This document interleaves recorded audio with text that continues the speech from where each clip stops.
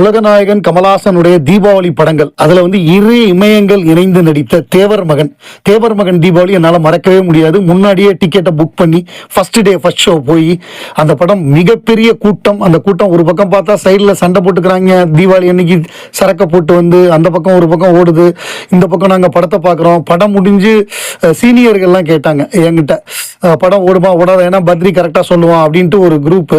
அவங்களுக்கு வந்து படம் பிடிக்கல, என்னங்க இப்படி இருக்குது அப்படின்னோடனே நான் சொன்னேன், உங்களுக்கு வந்து இந்த படத்தை நீங்கள் நல்ல மனநிலையில் பார்க்கல, ஏன்னா அந்த சைடில் சண்டை நடந்தது அதெல்லாம் நீங்கள் கவனிச்சிட்டு இருக்கீங்க. படம் வந்து பிரமாதமாக இருக்குது, இந்த ஸ்க்ரீன் பிளே ரொம்ப சூப்பராக இருக்குது, நீங்கள் பாருங்க, இன்னும் ஒரு 2-3 நாள் கழித்து நீங்கள் வந்தீங்கன்னா உங்களுக்கு டிக்கெட்டே கிடைக்காது அப்படின்னு. படம் சில்வர் அப்படின்னு. என்னடா இப்போ இவ்வளோ ஸ்ட்ராங்காக சொல்கிற அப்படின்னாங்க. நீங்கள் பாருங்க அப்படின்னு. அதே மாதிரி சொன்னபடியே படம் மிகப்பெரிய வெற்றி, பெரிய சில்வர் ஜூப்ளி படமாக அந்த படம் அமைஞ்சுது. வசூல் ரீதியாக வந்தது மட்டும் இல்லை, அந்த படம் வந்து தேசிய விருதுகள், நிறைய தேசிய விருதுகள் கிடைச்சிது. ஆஸ்கார் அவார்டுக்கு அந்த படம் போச்சு. அந்த படத்தோட ஸ்க்ரீன் பிளே இன்னைக்கும் வந்து எல்லாரும் பாராட்டக்கூடிய ஒரு ஸ்க்ரீன் பிளே. அதாவது நம்ம ஜோசப் கேம்பல் அவர்கள் எழுதின அந்த ஸ்க்ரீன் பிளே பேட்டர்னை ஒத்து இருக்கு அப்படின்னு சொல்லி மிஷ்கின்லாம் பாராட்டுவார். ஹீரோஸ் ஜேர்னிங்கிறது தான் ஒவ்வொரு ஸ்க்ரீன் பிளே பேட்டர்ன் இருக்கு. ஹீரோஸ் ஜேர்னி, ஒரு ஹீரோ ஆரம்பத்தில் ஏஆ இருந்து அந்த படம் முடிகிறப்ப இசட்டா மாறுறான். அதாவது தான் ஒரு ஊருக்கு வர்றான் கமலஹாசன், அந்த சக்திவேல்ங்கிற கேரக்டர் ஜாலியாக டான்ஸ் ஆடிக்கிட்டே வர்றான்.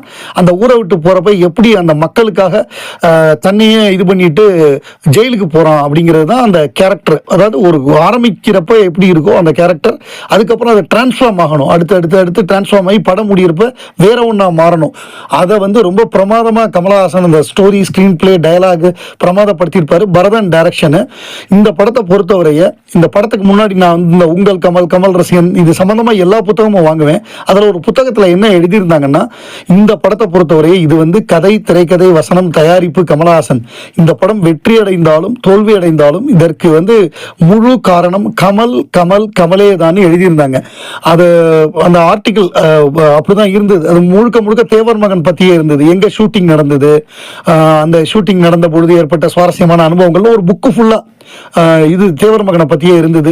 அதில் நடுவில் வந்து கமலுக்கும் பரதனுக்கும் கருத்து வேறுபாடு வந்து பரதன் கிளம்பிட்டார், கடைசி கொஞ்சம் அவர் இது பண்ணலன்னு சொல்லுவாங்க. ஸோ அப்படி இருக்கும்போது அந்த தெக்கத்தி அந்த உணர்வுகள்லாம் தெரிந்தவர் கமலஹாசன்.